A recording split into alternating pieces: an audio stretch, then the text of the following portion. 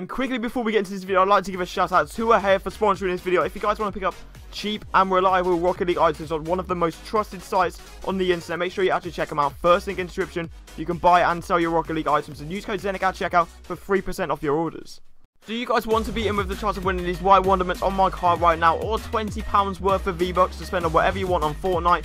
Well, all you've got to do is drop a like on the video, subscribe to the channel, turn on them post notifications, and comment your details down below. The winner will be announced at 15,000 subscribers. And as you guys have seen, buying and selling a Triumph crate has made me so much profit.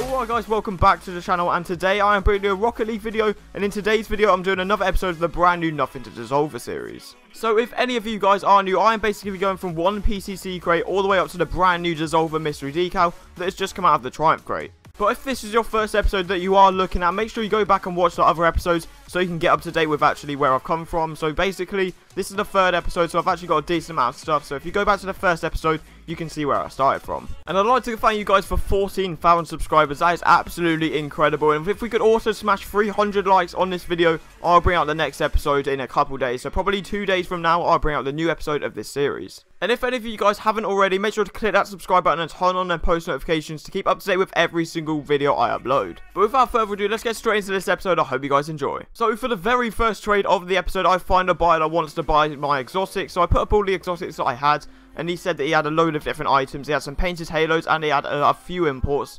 And he gave me the option to choose some of them. He put in a striker imperator, but then he said, can he actually take that out? So I was like, that's completely fine. I will take the imperator and that burnt sienna halo, because I know I'll be able to profit. The burnt sienna halo, I could probably get a few PCCs at min, because the halo set goes for 20xx alone, so I might be able to profit a bit from this trade. The next trade we've got right here is just a basic one. Is me flipping a few crates that I don't really want into a PCC. I flipped 3 of the victories into 1 PCC, as that's the going rate at the moment, but it's very hard to do. If you can actually get yourself a PCC out of 3 victory crates, you're doing very well, as the victory crate is slowly dying because a brand new crate is out. All the new mystery decals that were in that crate are now sort of dropping in price. So I would expect it to go down to what all the others are at the moment, to be honest. So it's just good to get a PCC out of it. And then once again, I find someone that wants 1 PCC crate for their non-crate very rare, which is always profitable. Because if you're paying 1 PCC crate, you're bound to make profit, because you can get 1 in ads, or maybe 2 PCCs if you wait long enough, or you could maybe get a Tora out of getting a full trade up. So if you get a full 5, you can get yourself a Tora, maybe push for a bio, depending on who you're actually selling it to. But it's always a win-win whenever you're picking up a non-crate very rare for 1 PCC, because you are bound to sell it for a lot more. So another casual trade that I do quite a lot, but insane profit made. And then after posting the Jaeger for a very long time, I find someone that actually wants to buy it and use it for their car. So obviously this guy's going to do a very decent offer. He puts in a Dominus GT, which I'd probably maybe do it for a 1-for-1. Then he adds another crate, which is obviously a bad crate. But then he adds some Draco wheels, which I know I'll be able to get 1 PCC out of the Draco wheels. And then the Dominus GT, I'm not too sure, at least 1 PCC. So I'm pretty much getting 2 minimum PCC out of this Jaeger, which is pretty decent considering how old it is. And then maybe a few minutes later, I find myself someone that has another non-crate very rare, which I can't complain. If I get myself another non-crate very rare, that's just going to keep adding up, and eventually I'm going to get that trade up and then get a Tora eventually, which is a new BMD that I can probably shift for a lot more crates. And I offer this guy 3 victory crates and 1 secret Santa, I think it was, or it might be the spring crate, because obviously they do not sell for anything. And then obviously the 3 victory crates don't even add for a PCC barely anymore, so I'm paying around a PCC and getting myself another non-crate very rare. And then in this next trade right here is evidence of how you can actually flip and make a lot of profit out of these non-crate very rares. If you just invest in them, paying 1 PCC at a time, look at the profit you can make. This guy said he has 2 PCC crates and he wants non-crate very rare. He wants only 1. So I was not complaining. I was just going to take that because I can't get more than 2 PCCs out of it. And thinking about if I sell all of them for that, I can probably get myself a biomass from 10 PCCs. So I might have to do that instead of actually getting myself a Tora, just sell them all for PCCs, then get myself a biomass. I then find someone that is interested in buying my Triumph crate, and think about it, this gameplay is maybe 3 days old. So obviously the Triumph crate is probably double the price it is now. But even so, get myself 5 PCCs for it is actually pretty good, because that's around a fireworks in value.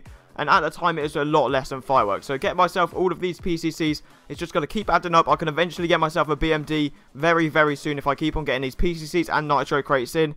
So around 7 PCCs or around 9 PCCs, I'll try and get myself a mystery decal, either a Tora or a biomass. And then with the PCCs I've just got, I just thought, why not get myself some more non-crate very rares? And one of my mates, Hybrid Evolve, said that he really needed some PCCs. He was buying a lot of the new Triumph crates and loads of other items. So he said, why not? He doesn't really use the non-crate very rare. So I set my price. I said I'm not paying more than 1 PCC at a time. He said sure, he'll just do it because he just didn't need them at all, and he wanted to get himself some crates in. So I didn't really mind doing this, as obviously I can make a little bit of profit out of it. I've just got to give it a bit of time. And then once again I sell one of my really bad exotics just because for a triumph crate. I did not want it at all.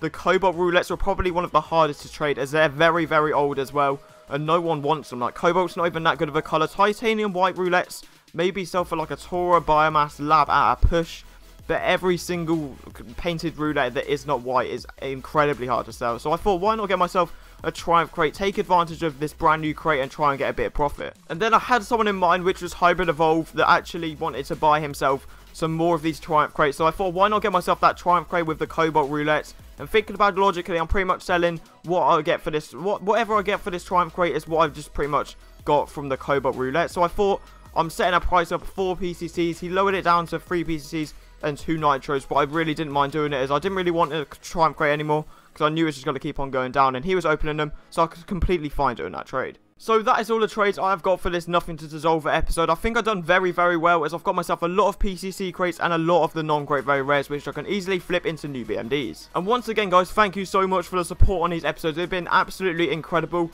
and I find these very, very fun to make, and just getting all of these trades, starting from nothing, and showing you guys how you can make a lot of profit is probably the best thing I can do for this channel. So yeah, if you guys did go on to enjoy this video, make sure to smash that like button. 300 likes, and I'll bring out a brand new episode very, very soon. Subscribe if you guys are new, and I'll see you guys next time. Strong.